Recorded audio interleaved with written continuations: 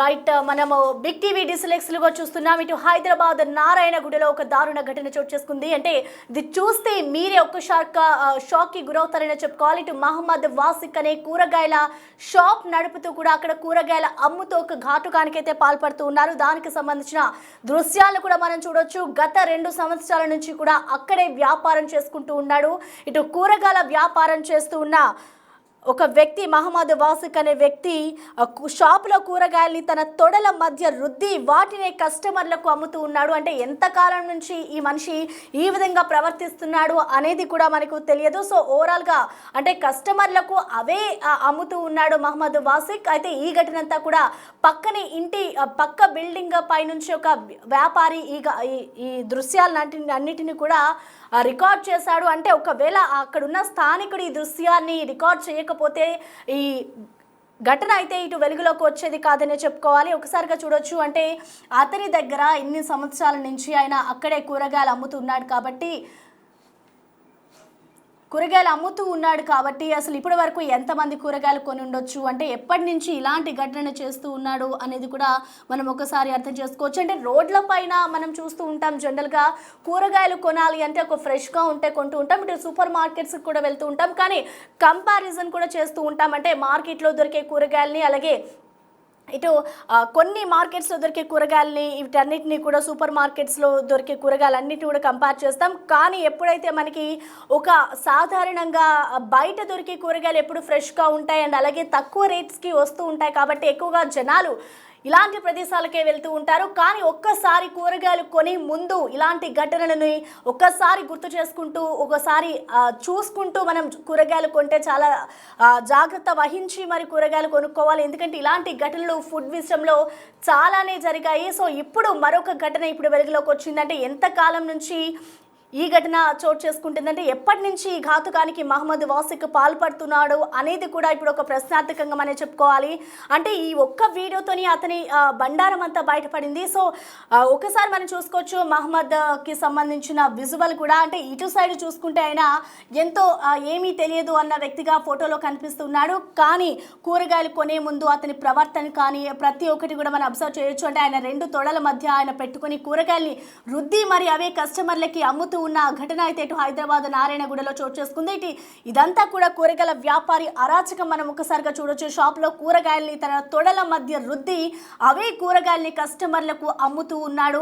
అయితే ఈ ఘటనపై అయితే ఇప్పటికే స్థానికులు, అక్కడ ఉన్న ఒక ఇంటి పక్కనే ఉన్న స్థానికుడు వీడియో తీయడంతో ప్రజెంట్ మహమ్మద్ కూరగాయలు అమ్ముతున్న వీడియో వైరల్గా మారింది. అయితే దీనిపై అయితే ఇప్పటికే పోలీసులు కేసు నమోదు కూడా చేసుకున్నారు. అయితే ఈ పనినంతా కూడా అక్కడి ఉన్న స్థానికుడు రికార్డ్ చేయడంతో ఈ ఘటన బయటపడింది. అంటే ఎప్పటి నుంచి ఈ విధంగా పాల్పడుతున్నాడు అనేది కూడా మనం ఒక క్వశ్చన్ మార్క్ అనే చెప్పుకోవాలి.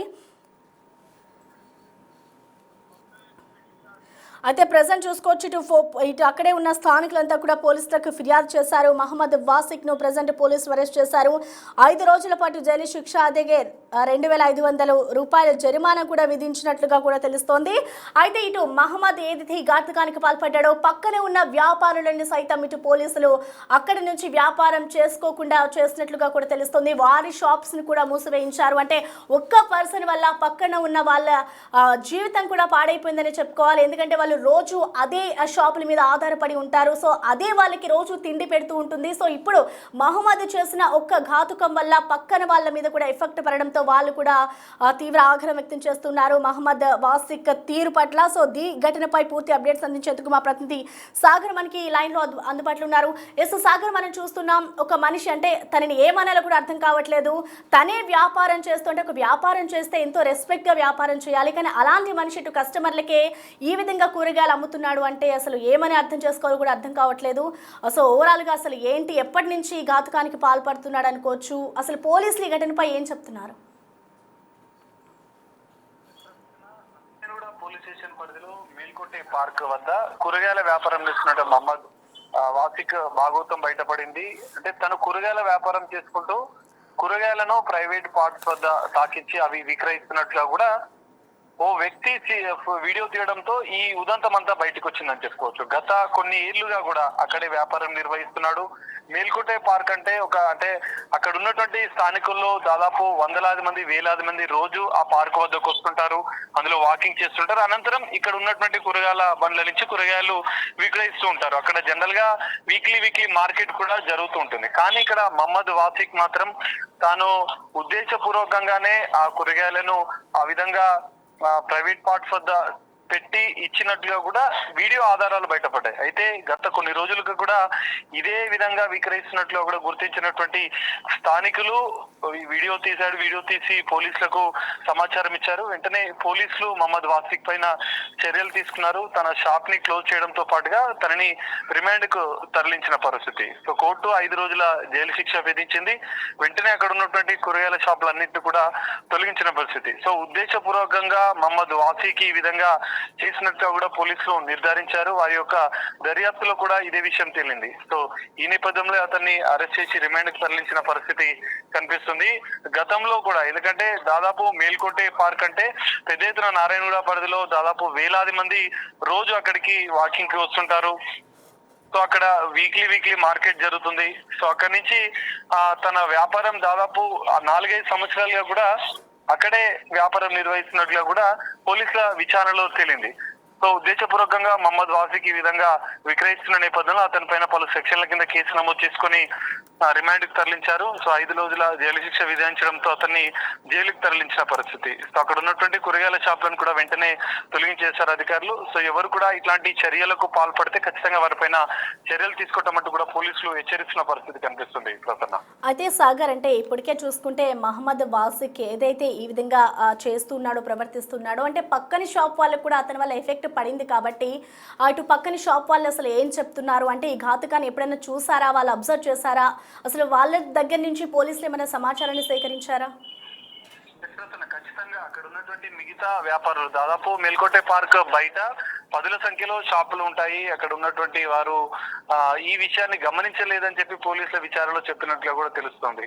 సో ఇక్కడ ఉన్నటువంటి స్థానికులు గత కొన్ని రోజులుగా కూడా ఈ విషయాన్ని గమనించారు.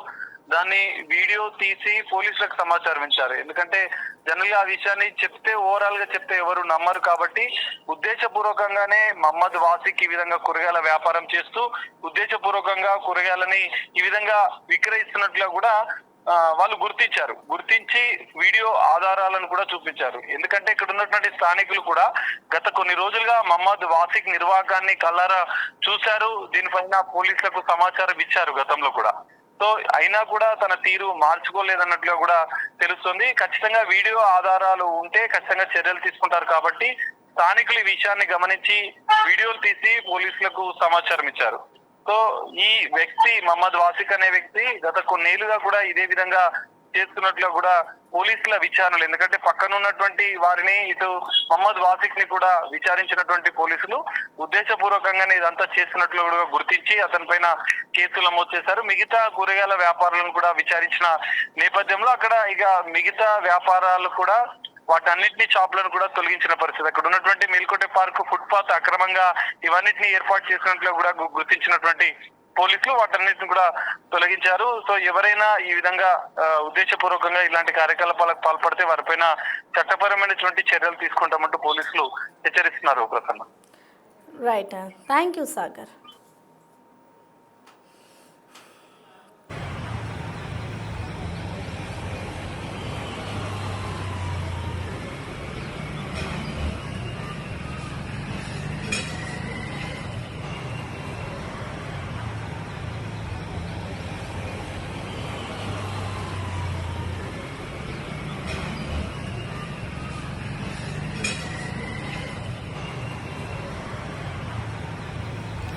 హైదరాబాద్ నారాయణగూడలో కూరగాయల వ్యాపారి అరాచకం ఇప్పుడు బయటకు వచ్చింది. అక్కడే ఉన్న స్థానికుడు ఈ వీడియో తీయడంతో వైరల్ గా మారింది. అయితే స్థానికులు ఇచ్చిన ఫిర్యాదు మేరకు ప్రజెంట్ అతనిపై పోలీసులు కేసు నమోదు చేశారు. ఎంతకాలం నుంచి ఘాతుకానికి పాల్పడుతున్నారు అనే వివరాలు కూడా ఆరా తీస్తున్నారు. అంటే ఇలా చేస్తే అతనికి ఏమొస్తుందో కూడా తెలియదు. అంటే ఇది తన ఆనందం అనుకోవాలా, పైశాచికత్వం అనుకోవాలా అనేది కూడా అర్థం కావడం లేదు. అంటే ఒక వ్యాపారం చేస్తూ ఉన్నాడంటే ఆ వ్యాపారానికి ఎంత వాల్యూ ఇస్తున్నాడో కస్టమర్స్ ని కూడా అంతే వాల్యూ ఇచ్చి ఒక దేవుళ్ళ వాళ్ళని కూడా చూడాలి. అంటే తన వ్యాపారం ఒక అభివృద్ధి చెందుతుంది అంటే అది కేవలం కస్టమర్ల వల్లనే. అలాంటి కస్టమర్లకి ఈ విధంగా తన ప్రైవేట్ పార్ట్స్ వద్ద ఆయన రుద్దుతూ ప్రైవేట్ పార్ట్స్ వద్ద ఏవైతే చేస్తూ ఉన్నాడో ఈ విధంగా చేస్తూ ఆయన కూరగాయలు అమ్ముతున్నాడు అంటే కస్టమర్స్ని ఎంత నీచంగా చూస్తూ ఉన్నాడో మనం అర్థం చేసుకోవచ్చు. ఇటు కూరగాయలు అమ్మే వ్యక్తి ఈ విధంగా పాల్పడుతూ ఉంటే ఇప్పటికీ కూరగాయలకి సంబంధించి కావచ్చు, ఒక ఫుడ్కి సంబంధించి కావచ్చు, ఏదైనా కొనాలంటేనే జనాలు భయపడుతూ ఉన్న క్రమంలో ఇప్పుడు ఇలాంటి ఘటనలు జరగడంతో ఇప్పుడు ప్రజలు ఇంకా కొనాలంటే కూడా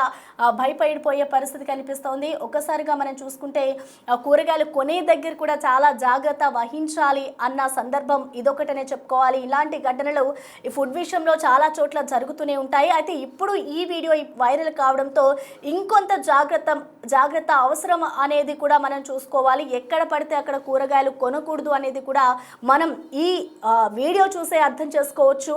అది దీనికి సంబంధించి అసలు అక్కడున్న స్థానికులు ఏం చెప్తున్నారు అనేది ఒకసారి చూద్దాం.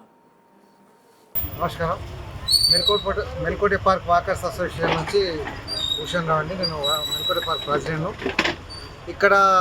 ఇక్కడ మొత్తం మా పార్క్ ముందట టోటల్ ఇక్కడ నుంచి అక్కడ మొత్తం కూరగాయల బండ్లు డిఫరెంట్ వాళ్ళు ప్లస్ ఇక్కడ